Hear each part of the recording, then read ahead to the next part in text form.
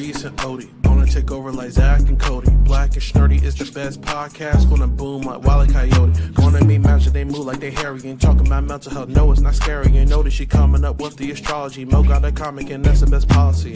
Maurice the goat, talking about animation cause you know. Odie, she moving wavy like the boat. Watching some movies and she taking notes. Yeah, kick back, listen. Blackish Nerdy have risen. Upload on a mission. 5 stars, never dissing.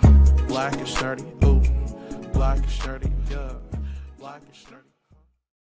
Hello and welcome to another episode of the Blackness Nerdy Podcast, the only podcast where two sexy black nerds get together to shoot the shit. I am Mo, aka Kid Licorish. And I'm Odie. And together we are the aforementioned Snurds here on episode 142.5. And you know what happens when we have a 0.5 episode? That's right. Watch out now. It is the Watch Out Now episode where me and Odie, or Odie and myself, review a piece of media. It could be a TV show, a movie, album, anything that piques our fancy. And this time around, we are reviewing Sinners, the new Ryan Coogler movie. Oh, I thought you were about to say something else. No. Or do some of those air horns. Oh, yeah. Air horns. Wait for the air horns. This movie, I have to say, is one of my favorite movies of the year. Yes. It might easily, be hands down. It might be one of my favorite movies of all time. I don't know of all time, but maybe the last decade. Yes, and I don't even have a problem saying the last decade. Like I would definitely put this in like a top 10. Sure. And this is why. You know, I don't like scary movies. No, you don't. I don't like gore. No, you don't. And it just dawned on me we have not watched the newest episode of Last of Us. And we will not watch it till tomorrow when it's daylight outside because you had me fucked up that last time. And I'm not about to see another blubber coming out in the middle of the night when I'm about to go to sleep. Bloater. Whatever it's called, I'm not doing it. All right. But this movie, I have always, even though I don't like gore and scary movies, I've always loved vampire movies. Interview with the Vampire, Dracula. True Blood is not. Is it the sort of sexy appeal of vampires that you're drawn to but not afraid of?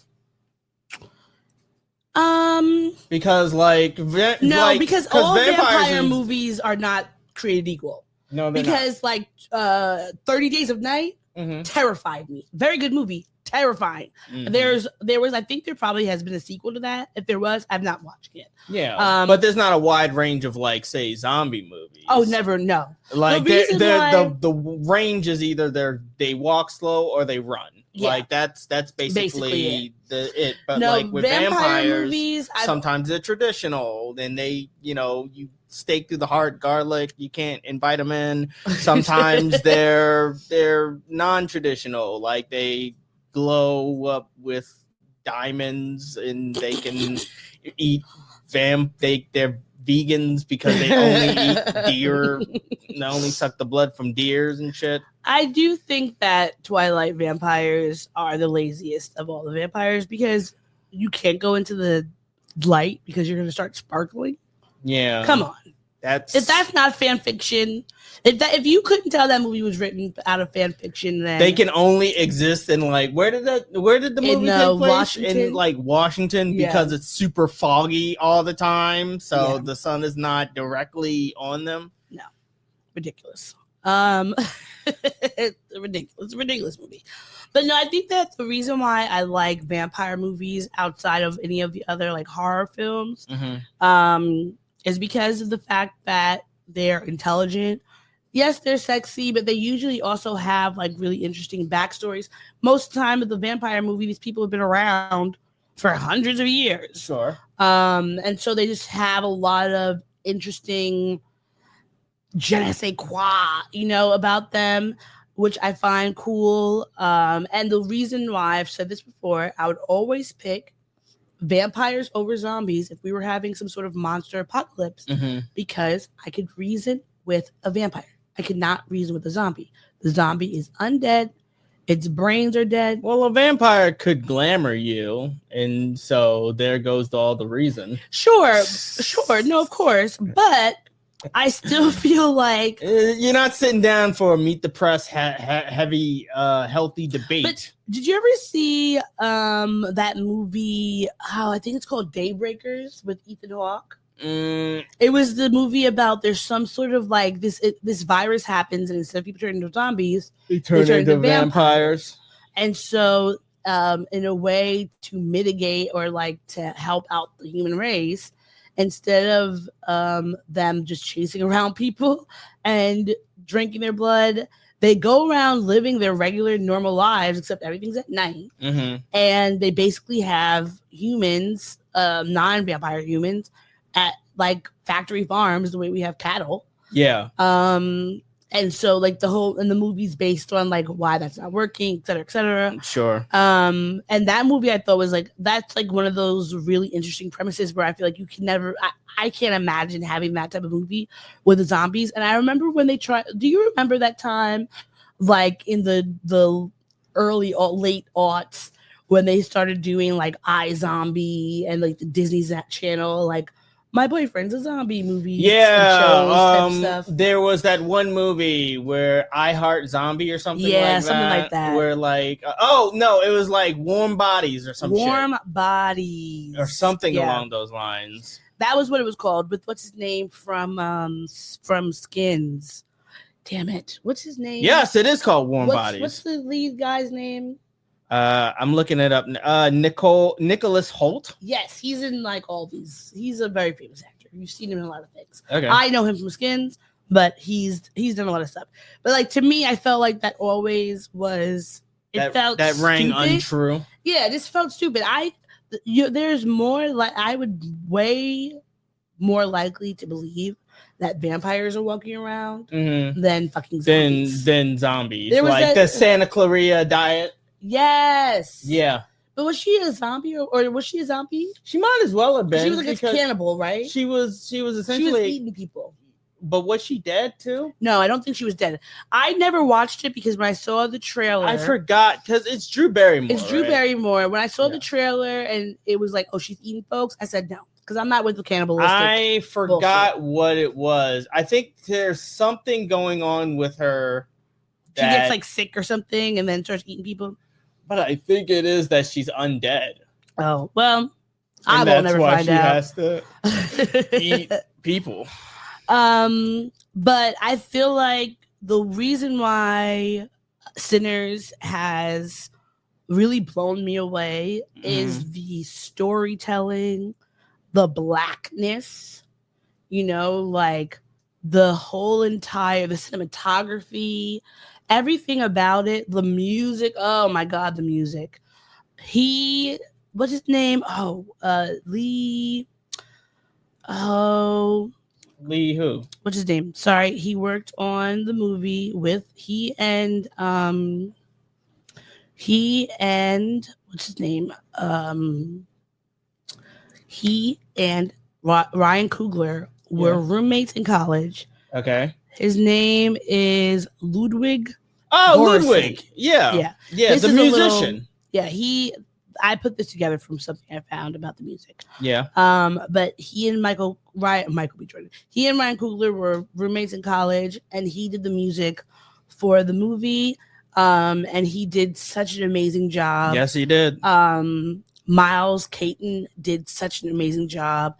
I did hear that Raphael Sadiq may have also worked on the music. You think so? I wouldn't be surprised. I saw something about him allegedly working on it. But everything about it was just the historical context. Yeah, Raphael Sadiq had a spiritual experience working on Sinners. See, there we go. There we go. But I think that like I love when people, like, you know how obviously I love history. So I love when people do period pieces and they really delve into the real and true history, because honestly, there's some pieces of this movie that I think that, like, historically, that a lot of people did not know because they did not learn it in school. Yeah, it's just like it's very reminiscent of Lovecraft Country, where they are shining a spotlight on different aspects of Jim Crow era South, the Delta. And yeah, you're absolutely right. It's shining a light on certain aspects of history that the average person probably didn't know because they weren't taught that in school. Most people, I would think, if you ask them, no one's teaching a sundown town. If people are talking school. about sundown towns, unless they're doing it at like learning history at like a college level, you're probably not really going deep into it. Yeah. How many people know about the large amount of Asian Americans that grew up in the South, whether they were Chinese, Japanese, Vietnamese, Cambodian? Like, there's so many that have such a deep, rich history in this country outside of like the Northeast and out West, which we learn about, like, you know, that. But I know when I was younger, when they would talk about Asian Americans in America, it's like they come to New York, or they came to California because they were helping to build the railroads, etc. Sure. But most of the times, unless you have outside knowledge or you've gone and learned about that yourself, that is not something that most people know. Talking about the Native Americans, specifically the Choctaw Native Americans that they showed in the movie. How many people really think about Native Americans really being active and around in the 1930s in the Mississippi Delta? How many people think about the Black people who were living in the Jim Crow South in 1932, the lives they were living outside of just being, you know, sharecroppers, what they were doing? And someone said something on Twitter that I thought was really spot on, that this movie dispels the notion of the like demure and mild-mannered Southern Black person, because a lot of times when you're watching movies or TV shows and you're seeing Black people from the South during that time, it's very much like, oh, we were shaking in our boots. Meanwhile, spoiler alert, we are shooting white folks up if they get in our business and are trying to cause trouble.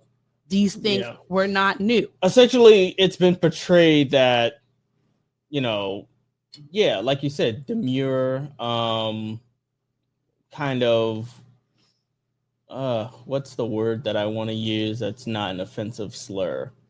Well, what's the slur? You're Black. You can say it. We'll cut it out if it's too offensive. No, I'm not going to. But like they were kind of soft. Yeah, I think that they were kind of soft. Because whenever we talk about Black people from slavery to the civil rights movement, not necessarily soft because they were hardened, but that they were fine being in their station. They didn't want to rattle the boat. Yeah, sure. They didn't want to do anything. They were content. They were content being who they were and what they were. When in reality, that has never been the case.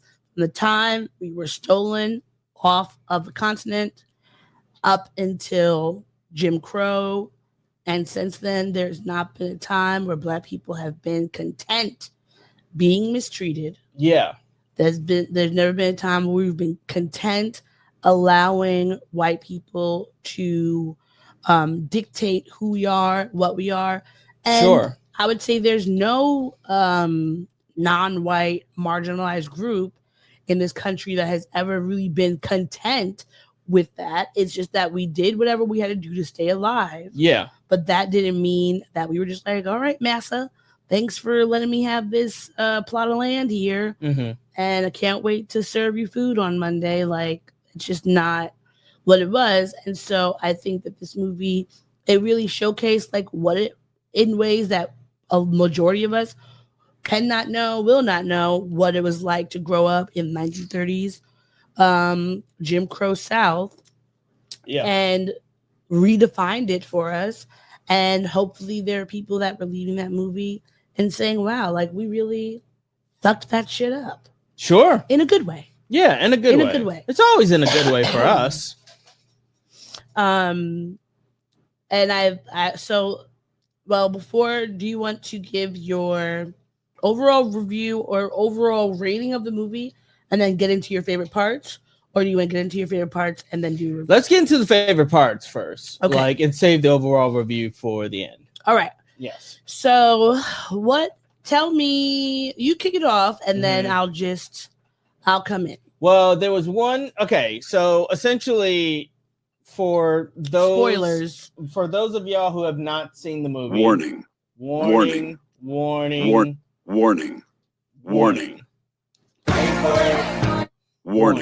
Okay.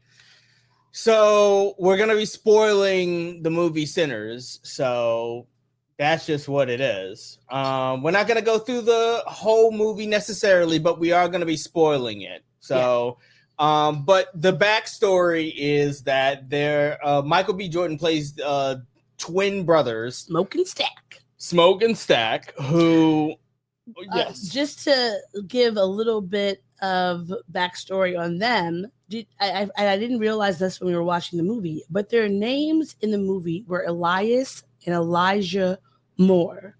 So when you think about it, it was Smoke More, Stack More. And who shouldn't be? That is pertinent advice. Cool. That's cool. I wouldn't have known that. You should do both of those things. Yeah, you stack your money more and smoke a little something. Stack your money, smoke more. Hey. Stack more every day. Yes. Okay, sorry. They play these two brothers who twins. Yeah, they're twins. Which, by the way, they did a really good job of filming Michael B. Jordan. They did it way better than Lindsay Lohan. Eat your fucking heart out. Yeah. Because did it way better than The Parent Trap, where the beginning scene is just showing them leaning up on the car smoking, and one of them hands the other the cigarette. And Brian Coogler said that was like one of the most difficult scenes to shoot. Yeah, I can imagine, because you probably had to use AI to transpose Michael B. Jordan's face onto whatever double was sitting there acting like Stack or something like that. I don't think when I don't think it was AI. I don't think it was AI. Yeah, but like just the fact of having one person, like I think he shot the one scene and then moved over and did it again. It was just genius. Yeah. Genius. Yeah, very, very well done. Either way, they play these twins who just bought a abandoned what mill? Sawmill, I believe. An abandoned sawmill that they want to turn into a juke joint. Mm-hmm. And essentially, the movie plays out as what happens when Black people get something and white people want to be a part of it. Special attention being paid to. They bought this sawmill from this white man named Hogwood, who was clearly a member of the Klan. Yes. Clearly. Yes. It was very obvious that he looks like he wanted to get the money. He's gonna string, and then he's gonna, everybody up. Yeah, he looks like he carries rope in his car trunk. Has like a child bride at home. But yeah, so they bought the sawmill from him, and they're gonna make this juke joint. Yes, and they're about to, use this money that it is inferred that they stole this money from the attack from Al Capone and the Irish Mafia. And someone pointed out, if you look at the way that they're dressed, they look like Chicago gangsters. Yeah, but even going a little bit deeper than that, they're saying that Stack, or what is the one with the red? Red is Smoke, blue is Stack. Okay, because Smoke is the one that rolls the smokes. Yes. Smoke is dressed like an Italian mobster. Stack is dressed like an Irish mobster. Yes. And so people were what is the word? Hypothesizing that perhaps when they were in Chicago, they pretended to be one person. Oh, okay. I thought maybe like they each infiltrated. Well, that's what I was thinking when we were watching. Although, the movie. Let's be real, like back in the 1930s, they would have worked. They would have worked, but they would have worked together. They weren't allowing them into the La Familia. They were, you know what I mean? The gangsters always had one or two black folk that they didn't necessarily like. Yeah. But they were cool with enough to work with them because they might have gotten them into places that maybe they couldn't go. Yeah. So I don't think that it's far-fetched or not even drugs, they're alcohol liquor, or their beer and whiskey. Oh yeah, for sure. I wouldn't be surprised if they did. I've seen Boardwalk Empire. Very good show. Yes. I would be surprised if they split up, had this game plan of like, we're about to go run these white folks from their money. Sure. And we'll come back home and get our shit popping with our people. You know? Sure. So they buy this juke joint. They meet up with their cousin, Sammy, who's played by Miles Caton. Yes. First role, by the way, first movie role, and he did an outstanding job. Mm-hmm. Before this, he was touring with the singer. Yes. She actually told him to go out for the role. He went out, gets it, and completely smashed his part. Gets him. He and one of the twins. Which one? Smoke. He and Smoke go. Smoke is blue. Yes. No. Yes. Smoke. Smoke is red. Stack is blue. He and Smoke go around the town picking up all the people they're gonna need. They're getting Delroy Lindo, who plays Delta Slim, a musician. They get Cornbread, who is played by what's his name? Why isn't he actually Smoke? Sorry, we got it backwards. Smoke is blue, Stack is red. So imagine he's the one who's stacking that money, and Smoke is the one that you don't want. You don't want it with him. You don't want to mess with him. You don't want that smoke. You do not want that smoke. Yes. So they get Cornbread, who's gonna be their bouncer at the juke joint. Sure. They go and meet up with Bo and his wife Grace, who are Chinese immigrants living in the Delta South. Yeah. And I don't know if you noticed this when we were watching the movie. At the time, the Chinese people who were living in the South, because they were in that like middle section of they're not white, they're not black, they would have stores that could cater to black and white folks. However, they had to have like two separate stores. So Bo had the store. His store was catering to the black folks, while Grace's store was catering to now the that I didn't white realize. folks. I knew that they had two storefronts. I didn't realize that they were catering to different audiences. Yeah. And because they have that one long take of her walking across the street from one store to the other store.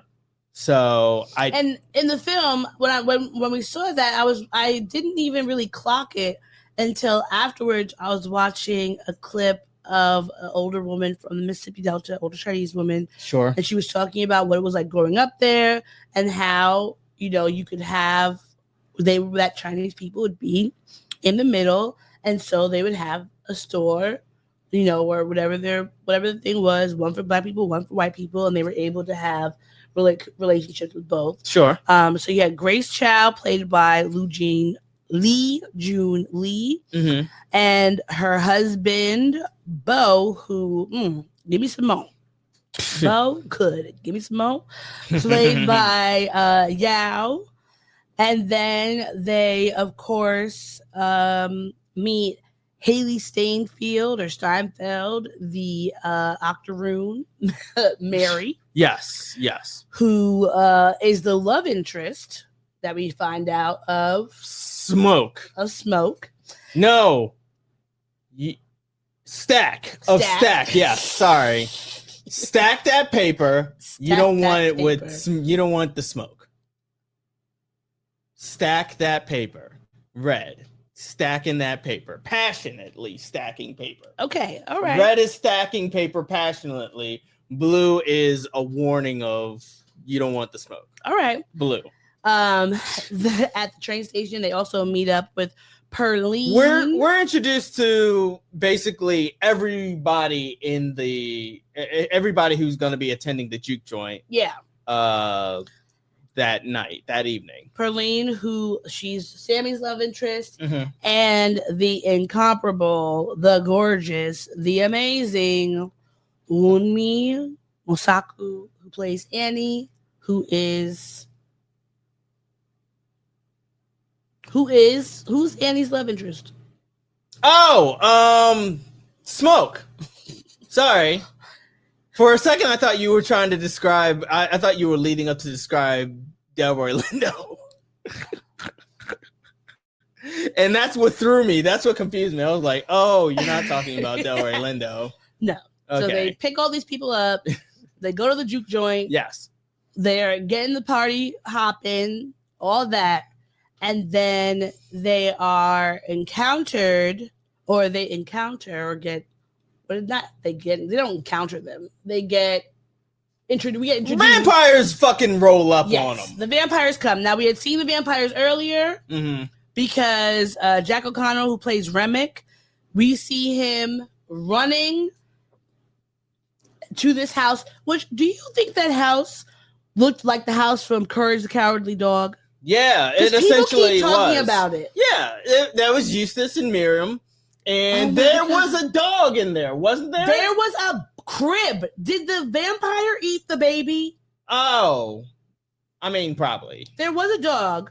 But this is the thing. I never realized that there was a crib until people started talking about it on Twitter. Yeah. And now we I'd really have to see the movie. I'd have to see the movie again. Because there's so many things that I really did not realize that were going on. Because you never see a baby vampire. We never saw a little tiny baby. And how would a baby vampire work? Like, would it just crawl around? Maybe instead of sucking on the titty, it has to suck on the neck. No, I think it would just bite your boob. Yeah. Well, yeah. It would just bite. It would be beating blood, drinking blood, but it would find a way. Whatever. Like, would it I was about to ask a very dumb question. I was gonna ask if there's blood in there. In where? In a titty. There's blood throughout your whole body. Yeah. Yeah. That's why I figured it was a dumb question. I'm glad you figured that I out. don't, in my mind, like, there's always just latent milk just sloshing around in there until you have a baby and then it's activated. No, there's no latent milk in your breasts. Mm-hmm. It is not until you get pregnant that you start to produce milk. Yes. That's why if I were to try to suckle a child right now, that would not work. You mean a child would try to suckle you? Whatever. Either way, no milk is coming out. Okay, gotcha.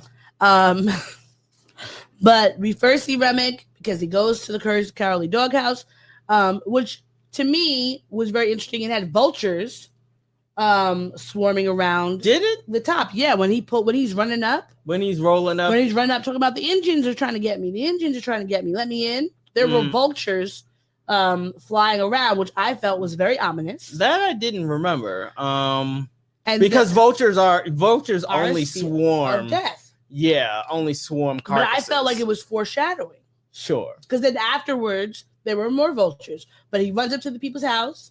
The white woman and her husband open the door with their shotgun, tell him to get off. He's like, no, the Indians are trying to get me. And they let him in. Next thing you know, the Native Americans pull up. Yeah. And they're like, lady. They gave a warning. You have a dangerous person in your home. To be fair, though, like, and I was thinking about this. They gave a warning, but they didn't explicitly say, hey, the guy that we're chasing is a vampire. Instead, they said, like, the man that we're looking for is dangerous. Please be on the lookout. All right, we're about to bounce. No. Goodbye. It's almost you dusk. Have a very dangerous person in your home. Yeah. If he is there, you need to let us out. Because first of all, at that time, would they have had whatever word they might have had for vampire? Like, could you imagine somebody walking up to your door and saying, hey, there's somebody in there who's going to try to suck your blood? You're going to look at them like they're crazy. But if somebody comes up and said, there's the word monster exists. Yeah, but I just don't feel like someone you have a monster in your house would react properly or like really conceptualize that. They think you're being silly. Mm-hmm. But if someone knocked on the door and said, there's a dangerous person in the area. There's a dangerous monster. You let them in. Let us know so we can take them out. And they said that. They didn't listen. And you want to know what the Native American folks did? The Choctaw said, I'm going to head out. Yeah, they just fucking bounced. It's above me now. They threw up the deuces and he said, headed on out of there. He said, it's getting dark. Mm-hmm. We not about to be out here playing around with these white folks. Mm-hmm. If they want to be hard-headed, a hard head is a soft behind.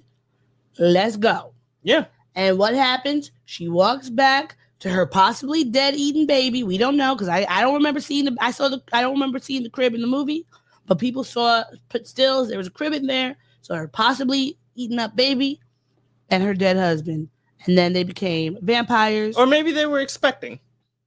Well, maybe. Or maybe the baby or trying. It's the Dust Bowl. It's the Dust Bowl. Like babies were dying back then at rapid rates. They go to these three white vampires. They go to the juke joint because Miles Caton as Sammy has blown the roof. And this is the scene that I wanted to talk about. This is one of my favorite scenes in the movie. Where it's beautiful. The way he is playing music is so beautiful and transcendent. It starts to transcend time and space to where different dancers from the past and the present and different cultures are starting to dance African to this ancestors, music. The Asian ancestors, the Native American ancestors. It's fast forwarding to freaking trap music and hip hop and all. It was just. Did you see Misty Copeland? At one point, I thought you were about to say Missy Elliott. Well, she could have also been in there too. At one point in this dance scene, there's a ballerina in a red tutu, and it's Misty Copeland, I believe, because it looks like her when I saw it, she has a dance called, I think, like the Fire Phoenix or something like that. Mm-hmm. And as she's doing that dance, that's when the veil between our worlds bursts into flames. You mean Misty Copeland?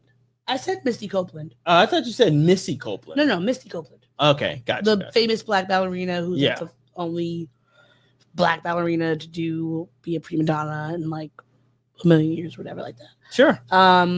As she's dancing and doing her beautiful dance, the fire starts bursting. It's not a real. They don't know it, but basically, Sammy's voice is so amazing that it pierces the veil, which in the beginning of the movie, the narrator says that in West Africa, our ancestors talked about the griots, who they were so like in tune and connected to the divine, that their voices and the music could connect to like the spiritual world on both sides, etc. And so this is we're literally watching it happen. And honestly, that shot, and it was one shot. It was a one take. Yeah, it was a one take shot. It has been, everyone's been talking about it. I saw this amazing photo that this person on Twitter at Shutterbug, he painted this image, which is a perfect imagery of what was happening during that scene, that we were seeing all of the people and the genres colliding into one. Yes. Which was just magnificent. They shot it in one scene. It was a one take shot. Yeah. Which is even more like difficult. It's extremely difficult to do. Yeah. So shout out to you, Ryan Coogler. You deserve like whatever awards he needs to get. Give it to him. So then that his Miles voice brings the Irish vampires out, and they try to get in, and they're like, no. Yeah. Yeah. What is that? Picking poor Johnny Clean. If you don't take your fucking and the funniest thing is when the white folks come, because they said this juke joint is for us by us, which they said it in the movie, which I loved it. That because it's like call back to FUBU. Yeah. Because who knows if that's something they would say in that sort of phrase back then. Yeah, sure. But like we all caught on. Yeah, we all knew what they meant. So when they showed up and they're like, they have their little banjos, they're like, we're ready to go. And they're like, nah, like y'all can't come in. And Remick, who honestly, even though he's a vampire, hilarious. Yes. Remick is the head vampire. Yeah. Irishman. We know that he's Irish and has been along for a long time because he talks about his land being colonized by the British. He's talking about, but like y'all, you won't let me in, but you gonna let that white girl in. Mm-hmm. and he's like, but she's family. But while they're out there, they are like trying to convince them. So they're singing these like, I don't even know what kind of music is that. That I'm not sure. I'm not sure. It's a banjo, old, No, it's more like an Irish sort of jig. Well, right? I feel like the thing is a lot of those. I'm surprised that they didn't just bust out and start singing that one Irish song that's in every movie. Which one? I think the reason why I'm blind my head. I'm blind my head. Yeah, that one. The reason why it was in The Departed. Oh, I haven't seen that movie in a long time. Yeah. The reason why traditional Irish jig music and that banjo music sound have similar sounds because a lot of those people were Irish folks coming here. Whether they were slaves or slave masters, or not masters because they were Irish poor, but whether they were overseers or whether they came over as indentured servants, whatever the case may be, that music just became incorporated into that southern sound, whatever you call it. Mm-hmm. And so that's why they sound so similar. And so they were singing, and of course, now which is the one that was with Mary? Stack, because he's stacking the paper. Passionately stacking paper, and he's passionately getting. This is the one thing that, for a little bit of background, this is the third time that we're recording this podcast. We had issues on the first one and the second one, and now we're doing it again. We did. The one thing that we never discussed in the other versions of this is the sort of passion, the romance aspect that is portrayed throughout this movie. Because there's a lot of it. There really is. And I was just gonna explain the sort of passion that Mary and Stack exhibited. Oh, okay. Yeah. So yes. But I'm going to finish my thought and say that Stack was always low-key and op, because when the Irish folks were out there, the Irish vampire was out there doing his little jig, trying to get them to come out. Smoke is looking at them like, what the fuck? And Stack is over here like bouncing his head. Yeah. And almost was like, sure, let him come in. Smoke had to be like, nah, go down the road. See, Get Smoke outta is here. all Smoke is all business. And very much more logical. And like he even said at the beginning of the movie to Sammy, their cousin, you need to watch him because he does not pay attention. Yeah. And that was exactly true. That was exactly true. Now, what you were talking about with Smoke and Stack having, both of them had their own personal. All three of them did. Everybody, yeah, really. People were fucking in this movie. People were getting it in some in the most sexy passionate way, and they were ass sinners. Sammy was like, "I want to taste you." He said, first Nom of all, nom nom nom nom nom nom nom nom. earlier, stop it. Earlier, what's his name? Smoke had said to him, was basically giving him some pearls of wisdom. Sure. That he ended up using on Perline. Mm-hmm. He said, "You gonna look for that little button, whatever you called it." Sorry, you just reminded me that my friend used to call it the button. I think that's the same friend that that's the Yeah. Yes. Yeah, the button. Ugh, God, it's gross. Whatever he was like, basically like, look for that little button, and you're gonna put your tongue on it, Yeah. and you're gonna get down to business. Yeah. And so Sammy has been after Perline all night. After he does his beautiful veil ripping musical number, Mhm. she is ready to forsake her husband for him. Yeah, because she's a married woman. She's and a married woman. She said it several multiple times times that that she's a married woman. So he's And like, he was like, "I don't see your husband here though. Like, she said, why you here if you're married?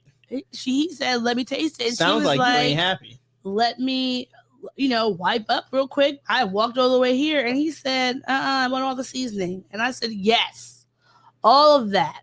Give all the lust. It takes a certain type of freak, and I mean this in the positive way. Yes. To get down on just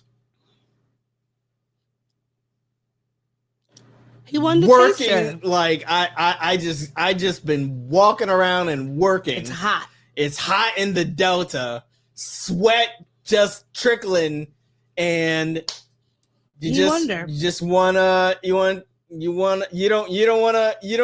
eat that meat fresh out. You want the fresh out the package meat as opposed to washing it off, as opposed to taste it, putting it in vinegar. Taste it. Why not? Go ahead. You're grown. You can deal with it. Okay. Then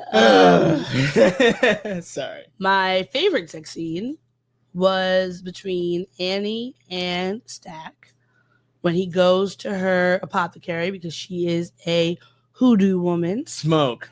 Who did I say? Smoke. You said Stack. Okay. Well, Smoke is Blue.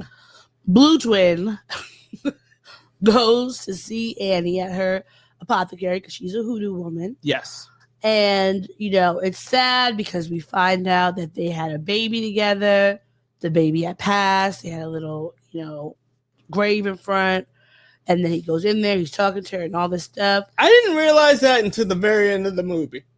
Really? Yeah, it made me think about what had occurred previously and was like, so I'm not saying it could have just been me that just wasn't paying attention well enough, because they did mention in that scene that, like, he said, I have somebody waiting for me on the other side.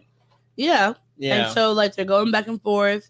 And so, after they get their, little anger issues out the way with each other, she goes over to him, whispers something to him in, I don't even, Creole or something, and puts her hand on his package and says, your body ain't forget me, though.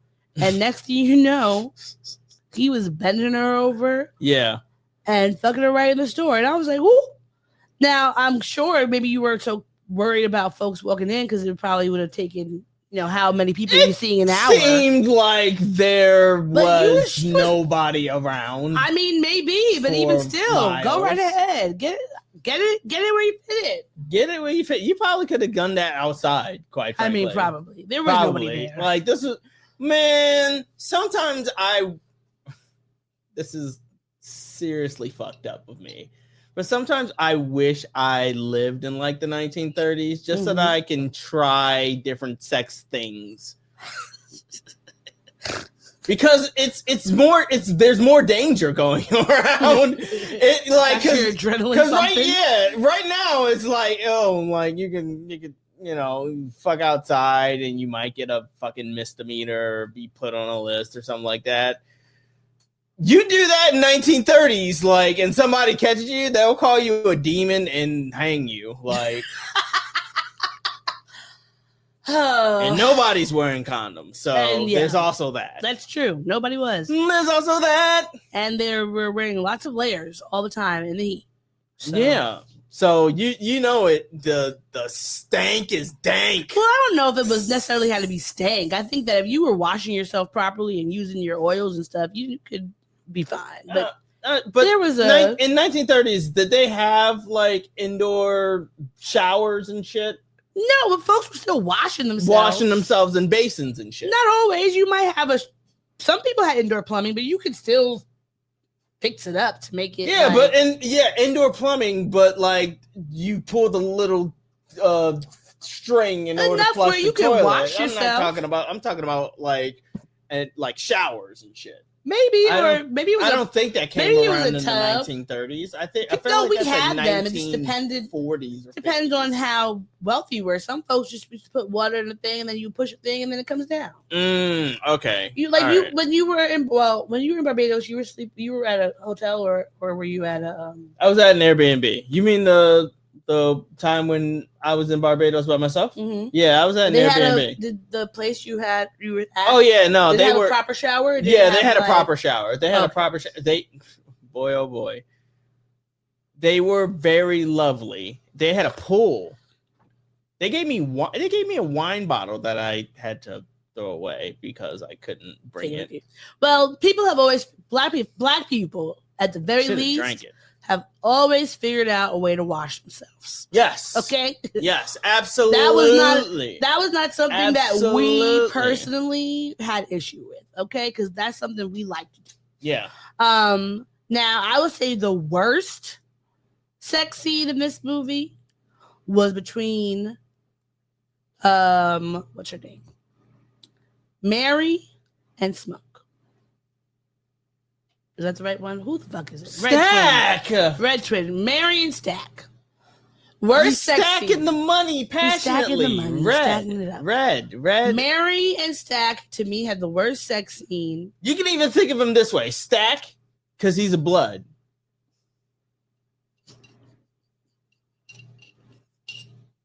He's the only one that ends up wanting blood. Get him. How does Stack and him being a blood connect? Red, blood, also vampire. But how does that connect with his name, Stack? Stack. He's stacking those bodies up. He's stacking up the bodies. He's stacking up those bodies. He goes from stacking up paper to stacking up bodies. Stacking up blood packs. So the worst sex scene to me was the sex scene. Oh, that's only because you don't Mary spit in your mouth Stack. or something like that. That was not just a quick. She was spit. drooling in his mouth. She drooled, and you want to know what I found out? It's at least she didn't hot. That was in there. Please, do you know that was not CGI? No, she why had would syrup in her mouth and dribbled it. I think that as much as I would love to be an actor, I don't think that's sexy. That is something. So you want me to put some fucking Aunt Jemima syrup in my mouth and drizzle it into yours? I'm just saying, that would probably be fun. All right, I'm gonna remember that. I will remember that. We'll bring some. not your mom. Actually, you know what? Syrup. You know what? If you get the because I used to, when I was younger, and mostly with my dad in South Carolina, we would go and we would get the strawberry milk mix, and I would use the strawberry milk mix on my pancakes. And also I would eat the strawberry milk mix by itself. Of course you did. Stuff. Yes. So if you just do that with strawberry milk mix, so you want me then to it's put like the we're vampires. Powdered strawberry milk? No, it's not. It's not powdered. It's liquid. It's in like it's Hershey's. It's Nesquik, like a Hershey or syrup. Nesquik. Yeah, like it's syrup. Just like that. Just like that syrup that's in there, like which is years old at this point. Like, it's but fine. It's in the fridge. Either way, yep. But yeah, it's in the same type of bottle. So you want me to pour that in my mouth and then dribble it into yours? Is it worth it? Let me work it. I'll put the thing down, flip it, and reverse it, I guess. Is there the drool? No, that was the worst one, and also because he dies at the moment as well. He gets turned into a vampire. And then Stack is the vampire. Yeah. But there was but I still feel like there was a lot of sexual innuendos. There was a lot of sex. This was a sexy ass movie. It makes sense. Movie. The movie is called Sinners. If you're gonna be sinning, lust is one of the 7 deadly sins. You wanna know why I feel bad for Cornbread? Because he didn't get no sex. Because his wife, he never got to figure out if his wife was gonna put his pecker in her mouth from all the money he made. Yeah, that's always a bummer. That's always a bummer when you die before you get a blowjob. Like, got one. That's a nightmare that I have frequently. Is that I'm promised sex, and then I go on about my day, and then I'm in a coma, and they're hovering over my body, just being like, "What could have been?" Would you now, if you're in a coma? Would you want me to fillet you? No, not while I'm in the coma. How do you know? Because it won't be able to. How do you know? And it won't unless first off, it's not evanescence. It's not going to wake me up inside. It's not going to save me. It might. First off, put some thing in the drip.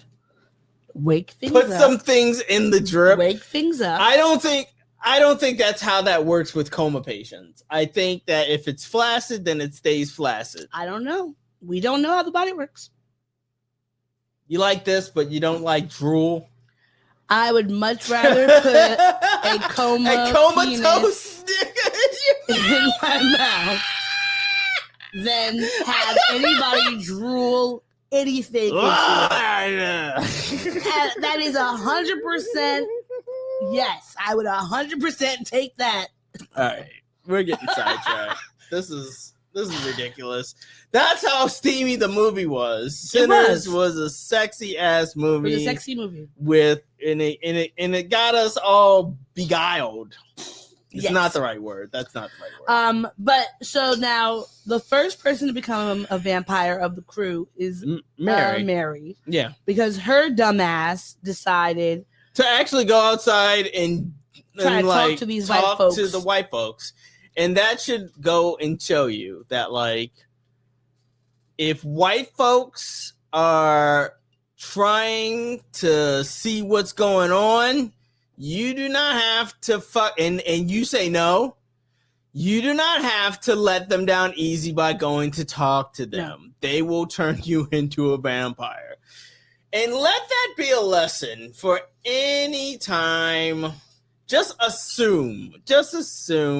I want to live in a world where I just assume that white people are vampires. Monsters of some kind. They're just vampires. Are they a friendly vampire? We don't know. No, I don't. First off, you can't assume. You can never assume that there's such a thing as a friendly vampire. Even Blade is not friendly. He's not friendly. If anything, he's a stoic ass motherfucker who just kill vampires like a motherfucker, even though he's a vampire too. But she goes out there, fucking vampire. She's not. She technically wouldn't even be a mulatto. I don't think because she's. No, she I'm talking about says- Blade. Blade is mulatto. Oh, he is technically because he's half human, half vampire. Oh my god. He's vamp lotto. Is that going to be the name of this episode? No, these are always named after the thing that we watched. Oh, so right. Dang it. yeah, Vamp Lotto. It's good.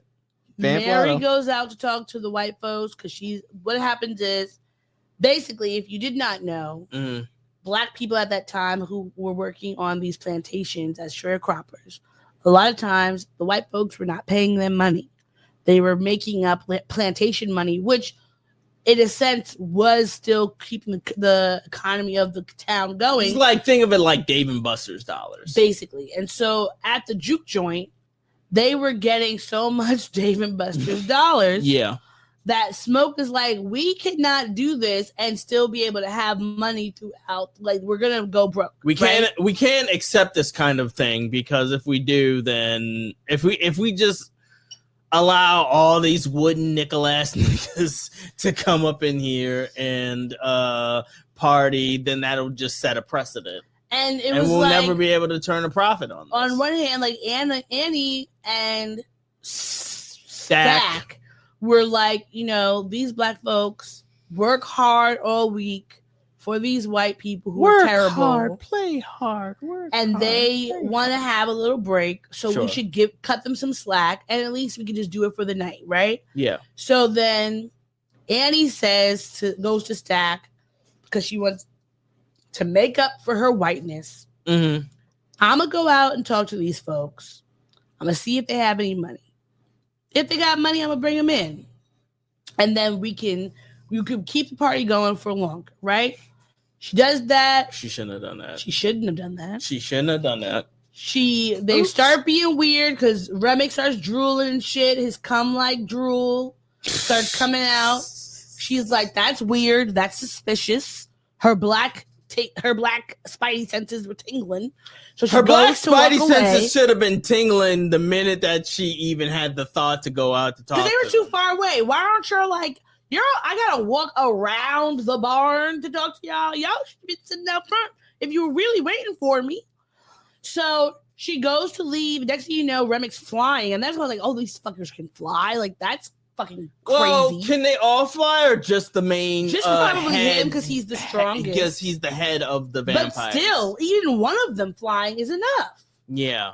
So they flies, bites her. She comes in, of course, because you always need to have the person in the group to get bitten, because nobody's going to suspect them. Oh, also, these are old school vampires, so they have to be let in. Yes. Like, you have to, they'll sit outside the door and just like, you gonna invite me in?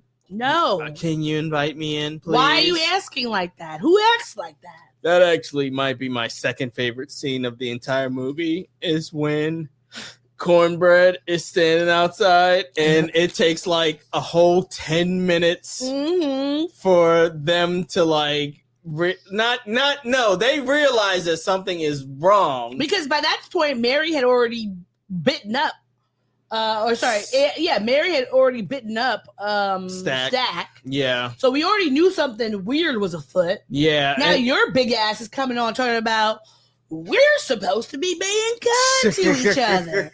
But you want to know what was so great about that scene? Not only was it funny, but it shows how the transformation of the person, because in this lore, like, yes, they have to be invited in, but also when they are sired by another person, their memories and everything start to connect. Yeah, everything is connected to the head vampire. Exactly. And so you could see the difference in Cornbread in the way that he was speaking, in the way that he was moving, because he sounded more like Remick than he sounded like himself. Like, we're supposed to be being kind to one another. You shouldn't just barge in. Like, get the fuck out of here, Cornbread. Cornbread, get the fuck out of here. Like, if you don't take you in. But it was funny when because Annie, the hoodoo woman, is like, no, none of y'all talk to him. She initially thinks they're Haints. She thought, because she was thinking at first they were Haints, but then she was like, I know about Haints. I know a little bit about vampires, not so much,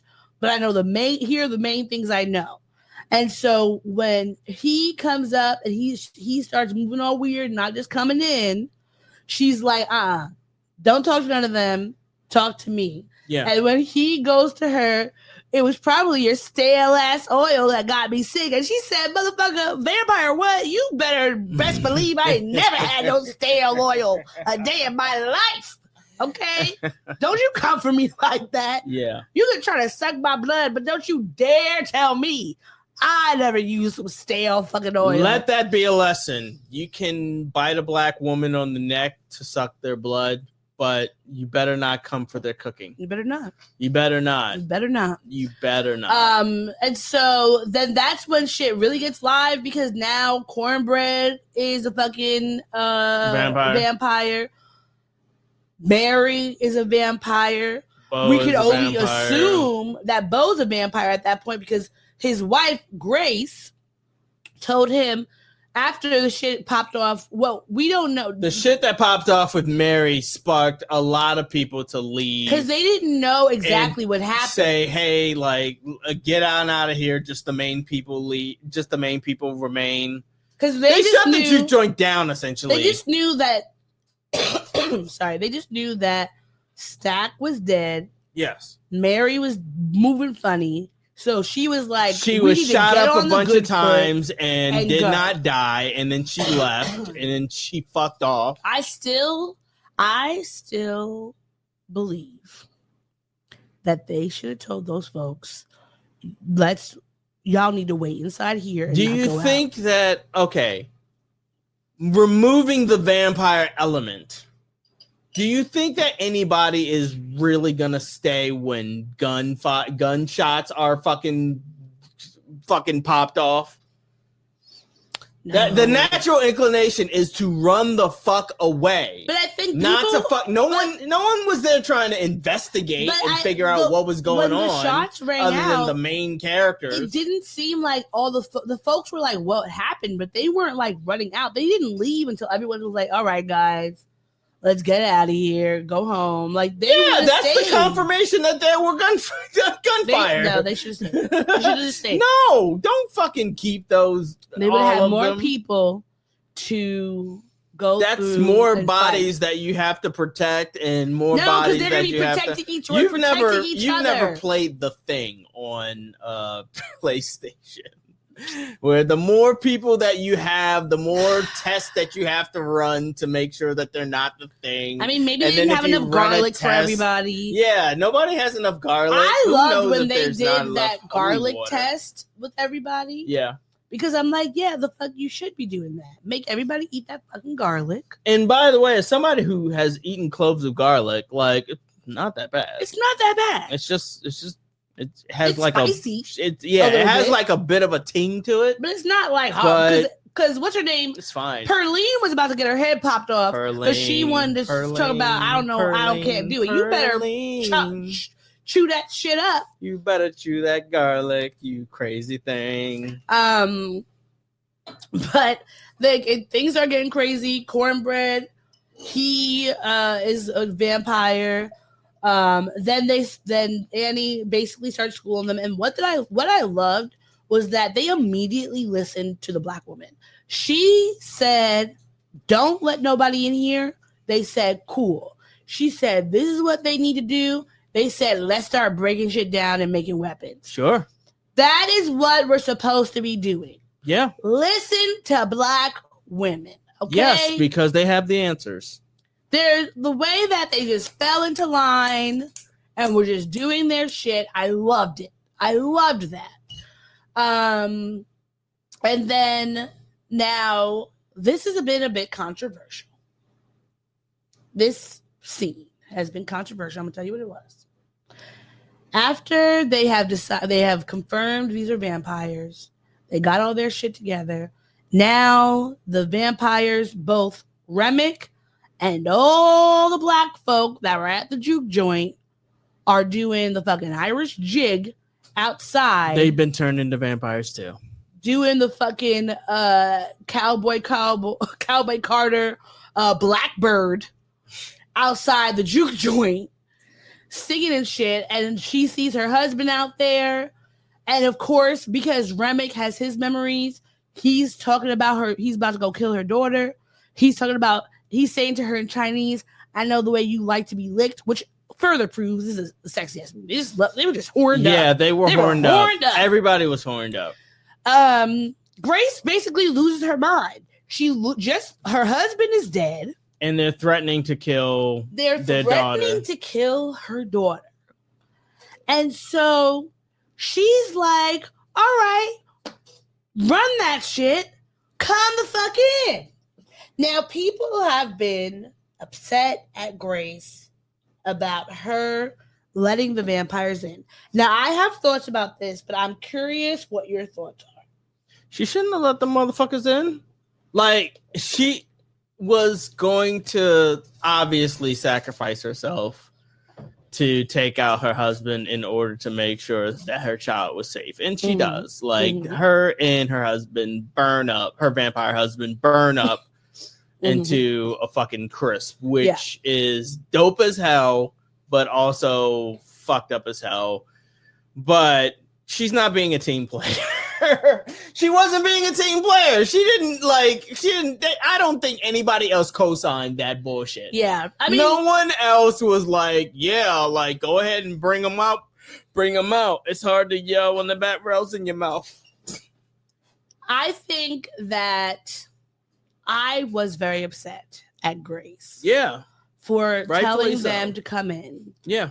Specifically at that moment, because we have not come up with a plan. At some point, we know if you're like, especially because Stack and Smoke had been in the military. They had talked about they had been in World War II or World War One. So we know that they were in the military, so they should have some strategy. All these folks, whether the women and the men, have dealt with some kind of fight or flight at some point in their lives because they're living in the fucking deep South. Sure. So we know y'all dealt with the Klan or something before. Sure. So we know that we have to have a plan. All we did was broke some tables and chairs up. Annie didn't bless no piece of water. Okay, we don't have enough garlic. I don't know how you keep harping on the whole blessing of the water. Because holy water burns vampire. No, I know holy water burns vampire. And you don't need to be a priest to bless the water. I don't think that's true. That is 100% true. Anybody can just bless water. Anyone can make holy water. How does water become holy? How does it become special? You pray over it. It feels like it's less special. No, anyone can do it. Anyone can bless holy water and make it holy. Bless the water. Say a prayer over it. If anybody was supposed to be doing that, that was Annie's job. She's the hoodoo woman. She should be. I feel there like she would be able to. I agree with you that she should be able to bless the water. So at the very least, because we had Annie available to us. Spiritual can be able to. But anybody can create holy water. You do not need to be a pastor, a priest, a rabbi, a cleric of any sort. Anyone can bless holy water. So what should have been we've been doing before Grace decided to open up her mouth and let those folks in? We should have been making barrels of fucking holy water, pouring that shit out the windows. I pouring it out the window. Yeah, pouring it around the perimeter of the place. Why we didn't do any of the things? She wanted to blow up this Molotov cocktail so bad. Go in a window, chuck it out. You wait until they come in. Like what this is not a good strategy. I don't think, you know what? This is why I'm going to give it a bit of a pass.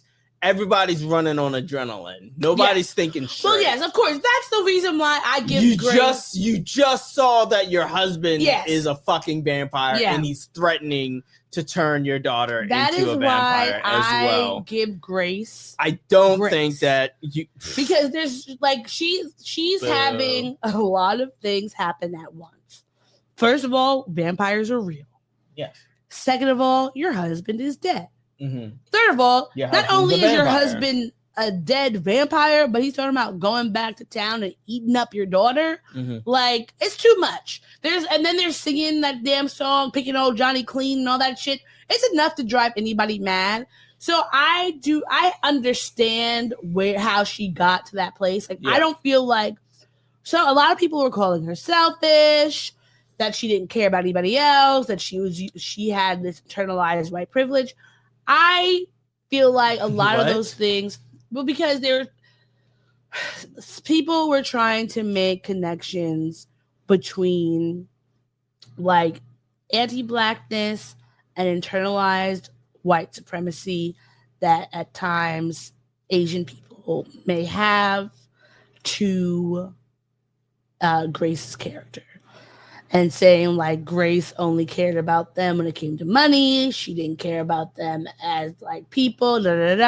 I felt like that was going too deep into it. Yeah, I feel like she just was fucking crazy mad. Sorry to anybody who had that thought, like who broke it down that deep. I gotta hit you with this. Oh, brother, this guy stinks. Like we can talk about people of color and having internalized white supremacy and anti-blackness and all these other things. That is a conversation that 100% needs to be had. But do I feel like Ryan Coogler was trying to show us that in this moment? I don't think so. I don't think that's personally. Something that he was actively trying to do. I think that he was showing the way that a woman, a mother, a wife, a person can go crazy. Sure. And not necessarily being community minded as you would want her to be, because at the end of the day, if Grace was a black woman, I could see her doing the same thing. Yeah. If she was any woman, there's no mother, wife, person. She wasn't thinking rationally. She wasn't thinking rationally. And not see the same thing happening. All those other conversations are valid, but just not personally for her character in this moment. But I just feel like they just need to have more of a strategy. And why wasn't I know Smoke was upset about his brother dying, but you've been on a war zone, okay? We are now at war. So get your head in the game. Get your head in the game, and let's figure this shit out. Smoke and Stack would definitely they're sort of characterized as having probably had some military. They said it. They talked about it. They had been in the war background, so they would be good to be under pressure and be able to handle these situations. But I mean, also on the flip side, doesn't necessarily mean that they would be a leader. It just necessarily means that you could keep some semblance of a level head. But I think that seeing your twin brother bleed out and then turn into a vampire, yeah, it would also shake you up. So I give him grace as well. But the main key, the meat and potatoes of the whole reason why Remick came to them, because he could have gone around anybody and everybody, is because Sammy's voice, he wanted his voice, he wanted his stories, because he wanted that connection back to his own ancestors that had been stolen from him. And one of my favorite scenes in the movie is after Grace lets them in and then everybody starts dying. You know, they're like Delroy Lindo, Delta Slim sacrifices himself to protect everybody else. Annie gets bit up, and then fucking Smoke has to kill her because she told him, our baby is waiting on this other side. My soul is not going to be lingering here on the earth for the rest of eternity, not being able to see the sunlight. So everyone's dying one by one. Perlene gets all chomped up. And so at the end, when Smoke and Stack are fighting each other, which was also a really great scene. Yes, it was. Because of the fact that it was very well done, I would say. Himself. Yeah, I would say it's very well executed. And then it goes to Sammy falls into this little pond thing that was out. Was that always there? I don't know, but no, it was there. They were near like a lake, like a little tiny one. He's in the water. Remick comes in the water, They're fighting, and then Sammy starts saying the Lord's Prayer, and what gagged me was Remick starts saying it with him. Yeah. And he's like, this shit is not going to work because the same colonizers that forced this religion on you did the same thing to me and my people. That is why he needed and wanted Sammy's voice, because it was connecting him to the ancestors that he no longer had access to. And that's what also that leads credence to my theory that not just anybody can create holy water. But that's the thing. He's in the water and he's praying. But what did Remick say? These words, it's not praying over the holy water doesn't necessarily mean you're saying the Lord's Prayer or anything. You could be praying in however way you pray, and whatever spiritual divinity, whatever that you use to pray over this water. But it doesn't have to be the words of the colonizers that you're using, or the spirituality of the colonizers. It could be if Annie had been praying over that water, hold on, that water would have become holy water. So wait a minute. So you're saying that because it was the Lord's Prayer of the colonizers, it doesn't count as creating holy water? I think that's why. Because otherwise that whole damn lake would have become holy water, and he would have been burnt up. Oh, brother, this guy stinks! You don't have to agree, but that is what I think. And I don't. Because there's a reason why that water, he said it. He said the reason why this prayer isn't working on me is because it is not yours, and it was not mine. But I love this prayer. It sounds great. And they were recited together. And then Sammy bashed him in the head with his silver from his guitar. Yeah. And then Smoke came in and jabbed him in the heart. And then everybody died. Well, not everybody. Well, a good portion of them died. That was one thing I was confused about. Why did a lot of the people, because they're connected to the person that sired them. Yeah, but Remick sired Mary, and Mary sired Stack. So why didn't Annie die? It's a combination of a bunch of things happened. Like the dawn happened too. You got to remember that was happening as well. The dawn was happening at the same time as this. Yeah. So I think what happened is he severed the connection by killing Remick that Remick had with everybody else. He severed that connection, and then Mary and presumably Stack ran off. Everybody else was in pain from being severed and got fucked up by the sun. Okay. That's how I interpreted it. But okay, so one thing about the ending that kind of fucked me up though is that I had been thinking like, damn, what are the townspeople in the black neighborhood going to be thinking about? Because like so many of these people are not going to come back that next day. Mm-hmm. But they got lynched. I feel like if somebody gets disappeared. Well, of course. In the South. They probably thought so. Yeah. But I think that like Remick told them because the people that he turned into vampires, they were in the clan. Mm-hmm. And when he was trying to get them to coax them out and to like let them join forces, he wanted them to join forces with him. He was like, the clan's coming here. Like, I seen it. Like, they're coming, they're going to kill you in the morning, whatever. That regardless, taking out the vampires, those black folks still would have had to fight for their life because the clan was coming for them regardless. Yeah.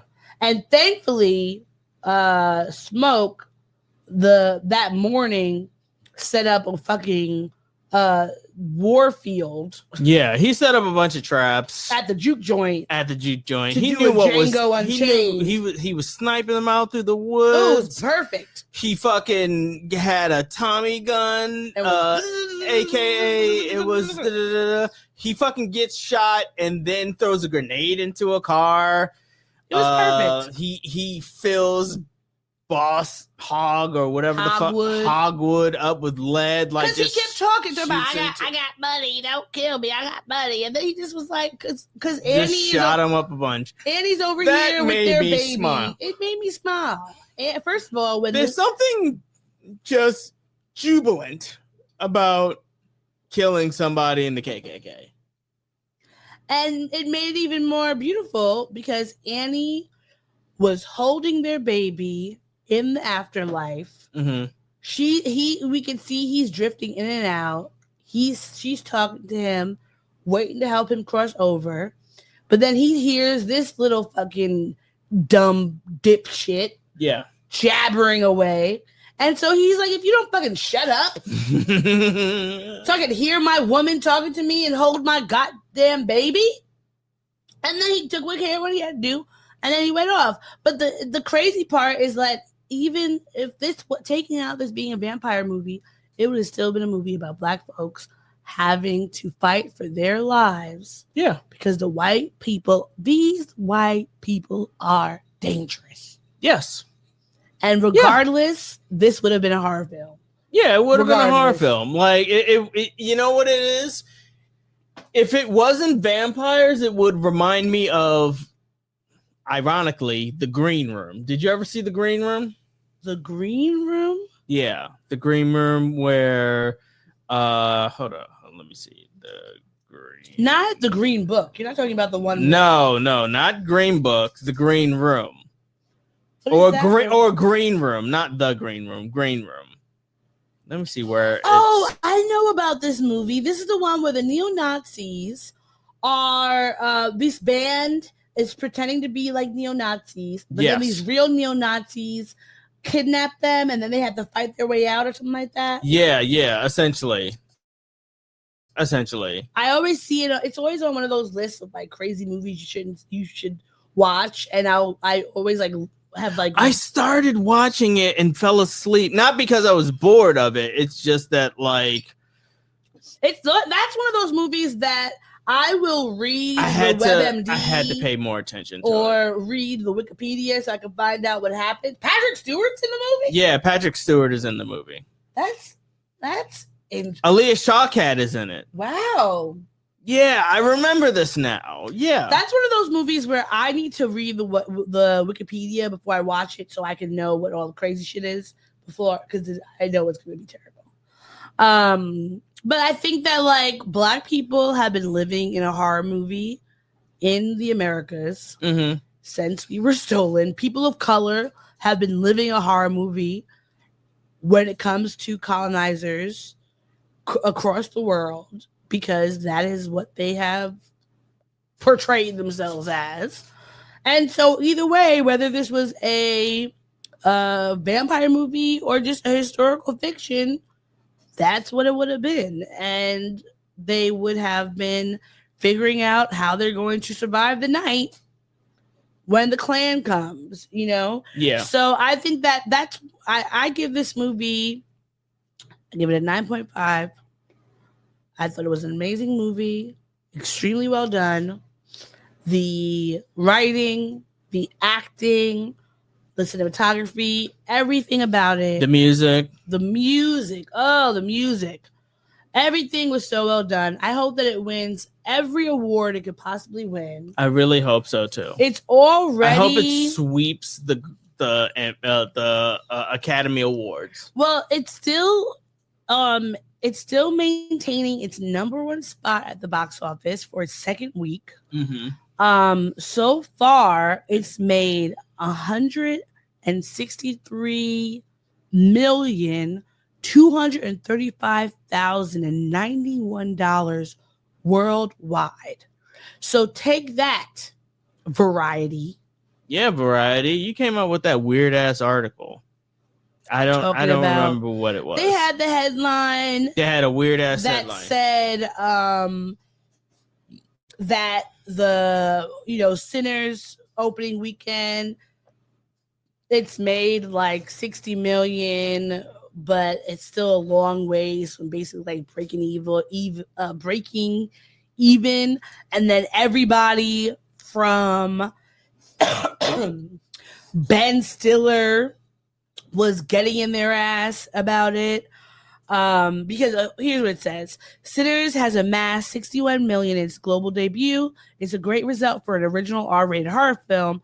Yet the Warner Brothers release has a $90 million price tag before global marketing expenses, so profitability remains a ways away. And Ben Stiller retweeted that and said, "In what universe does a $60 million opening for an original studio movie warrant this headline?" Patrick Schwarzenegger said, "It's opening weekend, ... Yeah. Like, fucking chill out, Variety. Everybody like, relax. was basically like, what the fuck are you talking about? And just going compared to movies like, what's his name? Quentin Tarantino, there's been several movies he's made have not had that issue. I saw this tweet that Quentin Tarantino's total international box office, 1.2 billion. Ryan Coogler's total international box office, 1.2 billion. Franklin Leonard, who does the Blacklist, wrote that. And I feel like there's been so much discussion about Ryan Coogler's deal with WB for this movie. Mhm. He gets the rights back after 25 years. He's getting the first profits of the movie from the first take. And then, like, which is unusual. Usually it's after the movie has recouped, then they'll start giving away the profits to the director or producer or whatever. And people have been like, why is that happening? But Quentin Tarantino and so many other white directors, producers, or whatever have deals like this, and nobody is giving them this, how could that happen? And it's really unfortunate that someone like Ryan Coogler, who has so many He has a great track record. Amazing films under his belt. I honestly, like, from Fruitvale Station up until now, I cannot think of one Ryan Coogler movie that has not been a box office success, that has not been critically acclaimed. The only movie that has been given, like, not as great of a review would be Black Panther, Wakanda Forever. 2, the second one. The second one. Yeah. And not because the movie was terrible, but because people were just upset that that Chadwick Boseman wasn't there, and they're still grieving that loss. Sure. But taking him out of it, like, that would not have been the same thing. And even still, all of his movies so far for, like, on Rotten Tomatoes it's like between 8.4 and 10. Yeah. Like, this is what he does. So it's crazy to me that anybody would be talking about, wow, I wonder why he got this deal, or will he be able to make up this movie, when clearly he can, because all he knows how to do is fucking win. Yeah. He does this shit. So what the fuck? Like, white supremacy really is a hell of a drug. It's insane that you are so, like, Adam Sandler can come out with fucking flop after flop after flop after flop. And he has. But I bet you when what is the new one? When Happy Gilmore 2 comes out. Happy Gilmore 2, yeah. I want to see the fucking headlines Variety puts for that. And Variety's been trying to backtrack on the headlines that they've had, because, like, now when you search on Variety for Sinners, it's like best horror of April 2025, talking about, like, how much they're doing. Ryan Coogler and Michael B. Jordan's Sinners takes box office crown with 48 million. Like, they are now trying to go backwards and take They got back called out, and now they're bullshit. trying to clean it up. No, Variety, you already showed us your hand. Yeah, we already got the screen grabs of it. We do. We have the internet's forever. Yeah. But what do you give before we go? Out of 10, what is yours? 10. It's a perfect movie.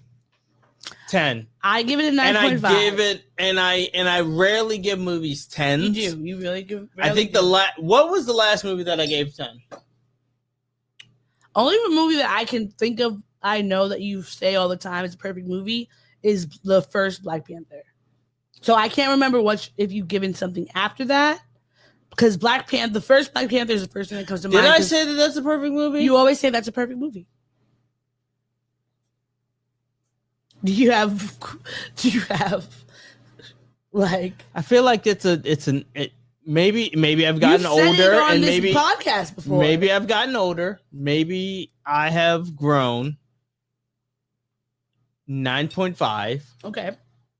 But 9.59999. Yeah. You know what I mean? Only because of I feel like the rhinos. They didn't. You do talk about those rhinos. I do talk about those rhinos. Yeah. I give it a 9.5. And there were no rhinos in this movie. Now I will say I'm gonna give Michael B. Jordan his credit. He did an amazing job in this movie. Yes, he did. I think that I'm really glad that he and Ryan Coogler have synced up together because I feel like Ryan Coogler, he has always talked about his work ethic and how like him playing sports has given him the mentality of like being the best and learning and growing. I think that has helped Michael B. Jordan because I'm sure people have seen Michael B. Jordan's other movies and TV shows, etc., and have had particular feelings about how he did in those. I think that he has definitely grown from when the first time I saw him, I want to say, was Fruitvale Station? No. Of Michael B. Jordan. Michael B. Jordan, yeah. The first time I saw Michael B. Jordan. The first time I saw him was in The Wire. Movie. The Wire. The first movie I saw him in was the baseball movie with Keanu Reeves. He has something. I got you out, strike one, the first, strike two, get it done, strike three. Hardball. That's what it's called. And he had a very small part in it, but that was like the first time I really remembered him. But from there up until he was in Hardball. Yeah, he played the boy that was like a little too old to be on the team, and then when the team started doing well, this white coach like called the whatever refs and got him kicked off, and then he ended up doing like being like a gangster and got the little boy killed or whatever. But either way, that was when I first saw him. From them to now, he has really grown as an actor. I feel like he's really putting work behind his roles. So I'm not saying that he didn't do a great job. He did. But I will say sometimes in the movie, his accent made me laugh. That was not that he did a bad job with the accent. Now, how would you compare his accent to like Will Smith in Concussion? First of all, there's no Will Smith's Concussion accent was a 0. If I could give it a negative, I would have given it a negative. Oh, I want to watch that tonight. Where is it? Hold on, Michael B. Jordan, I'm going to give him for his accent in this movie. I'm going to give him a solid 8 because for the most part, I did not laugh. It's on Hulu. There was only a few times with we're watching Concussion tonight. There was only a few times with Michael B. Jordan's accent in this movie that made me laugh. Also, that drooling into the mouth, disgust. So I had to take it down a little bit for that one. Otherwise, I loved it. I loved the depiction of all the various, the Black people, the Native Americans, the Asian folk, like the Irish people. I loved the hoodoo representation. They had a fucking hoodoo consultant, which checked so many boxes for me. Everything. I love the movie. I can't wait to see it again, even though it was scary. How could I forget the mid credit and the end credit? Yeah.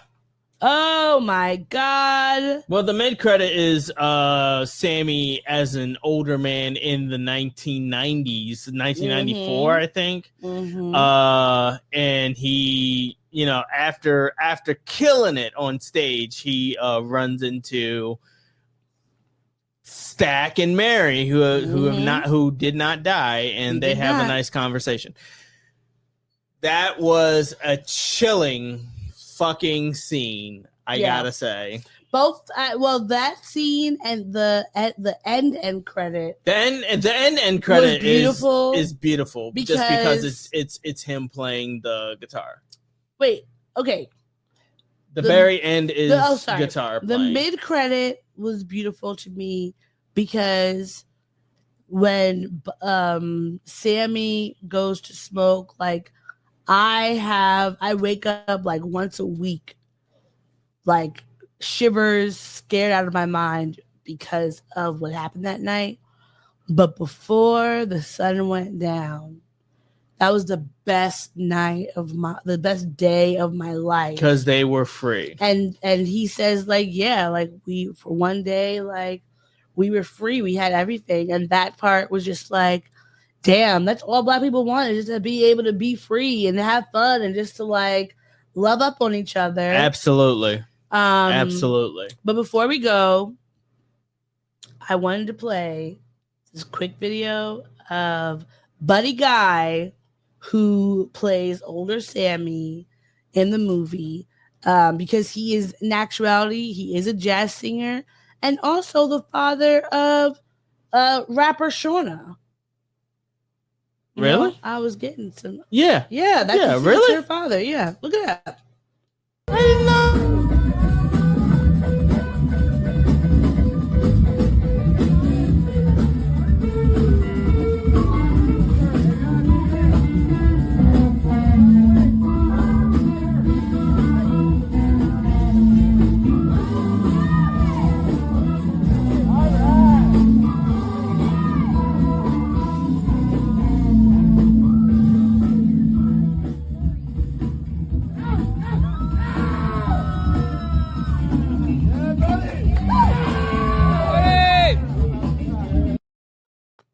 That is well, buddy, cool. That's cool as hell.